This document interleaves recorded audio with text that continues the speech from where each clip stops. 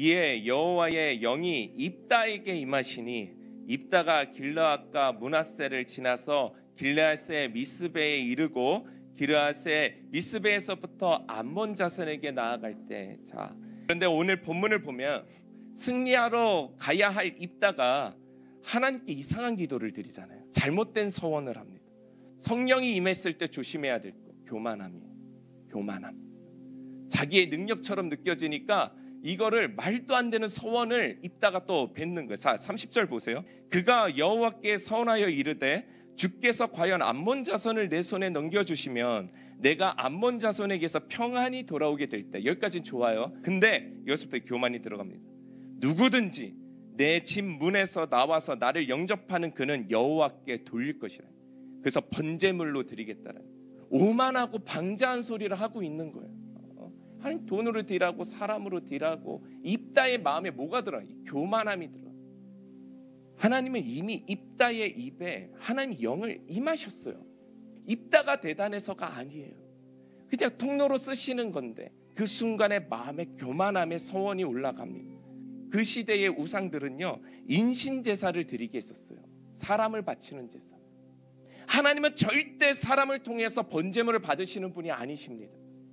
그런데 입다가 우상에게 하는 짓을 하나님께서 하신다라고 서원해버린 거예요.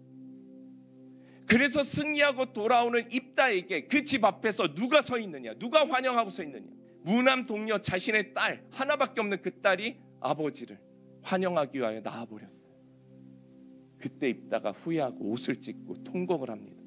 이스라엘이 얼마만큼 이방 문화에 젖어 있는 상황인가, 이걸 지금 이야기해주고 있는 본문이에요.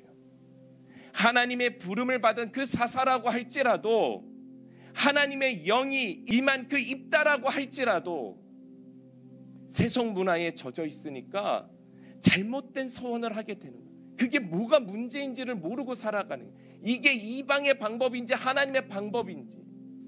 근데 우리도 마찬가지입니다. 우리가 하나님을 찾고 하나님의 이름을 부르고 하나님의 영, 성령이 내게 임한다 할지라도 그 다음이 중요해요. 우리의 삶이 세상 문화에 너무 깊이 들어가 버리잖아요. 분별력이 흐려버려요. 세상의 성공을 교회에 가지고 들어오는 거예요. 세상의 가치를 교회에 가지고 들어와요. 나도 모르는 상황이에요. 하나님께서 하나도 안 기뻐하는 제사를, 예배를 우리가 드리고 있을 수도 있다라는 거예요.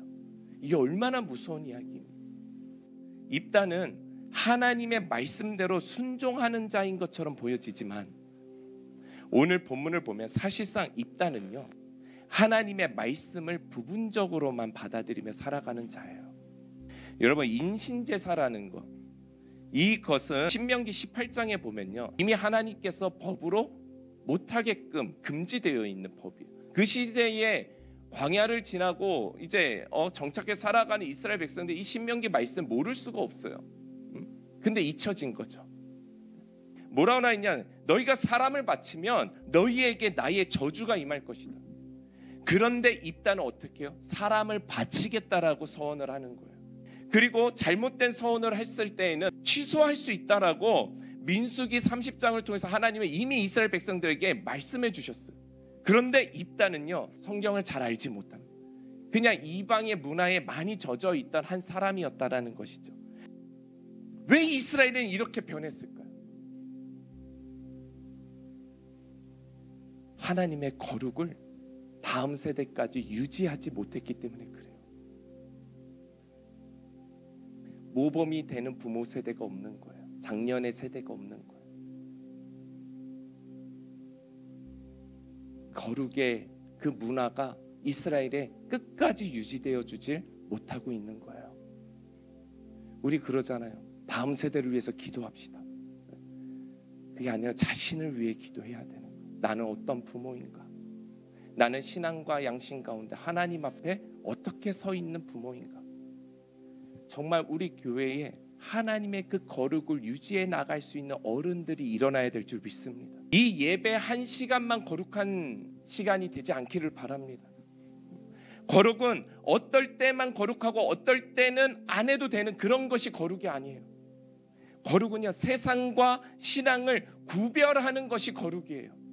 세상을 살아가지 말라라는 것이야. 다 단절하고 교회에서만 살으라는 얘기가 아니에요. 내가 삶을 살아간다 할지라도 하나님의 말씀을 내가 늘 기억하고 하나님의 말씀을 따라 살아가는 것, 어떠한 순간이다 하나님의 진리의 말씀대로 선택하려고 노력하며 살아가는 것, 이것이 거룩이라는 거예요.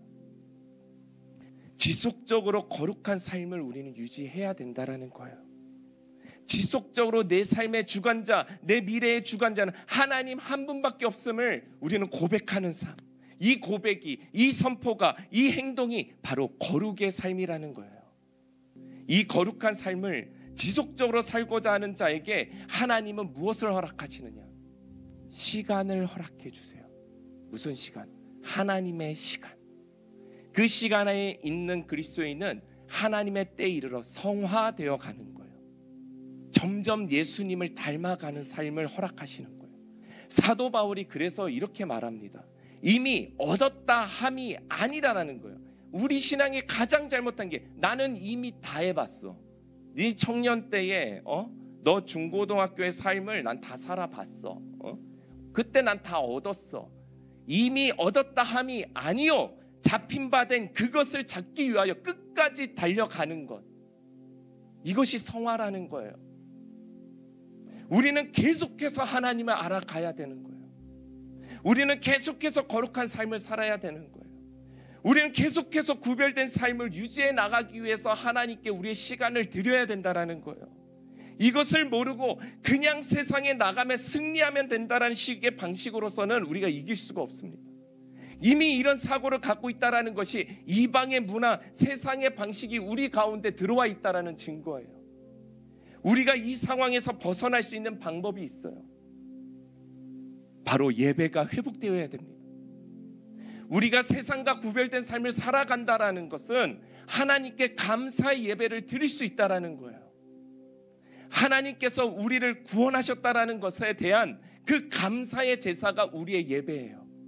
그래서 하나님은 누구를 보내십니까? 독생자 예수를 보내세요. 그가 화목자가 되시고 그가 제물이 되셔서 모든 인류가 하나님께로 돌아올 수 있는 기회를 주세요. 하나님께 드려지는 예배는요, 그 예수의 공로를 감사로 하나님께 드려지는 예배, 그 예수님의 그 보혈을 찬양하는 예배 말고는 없어요. 일시적 거룩이 아니라, 오늘 예배 때만 거룩한 것이 아니라 모든 삶의 영역 가운데 예수의 공로를 우리가 인정해 드리는 삶, 감사하며 예배하는 그 인생이 되어야 될 줄 믿습니다. 사랑하는 성도 여러분, 우리의 삶을 돌아보면서 거룩한 삶, 우리 살아가는 모든 인생 가운데 그 거룩을 유지할 수 있도록 살아가는 저와 여러분들 다 되시기를 주님의 이름으로 축원합니다.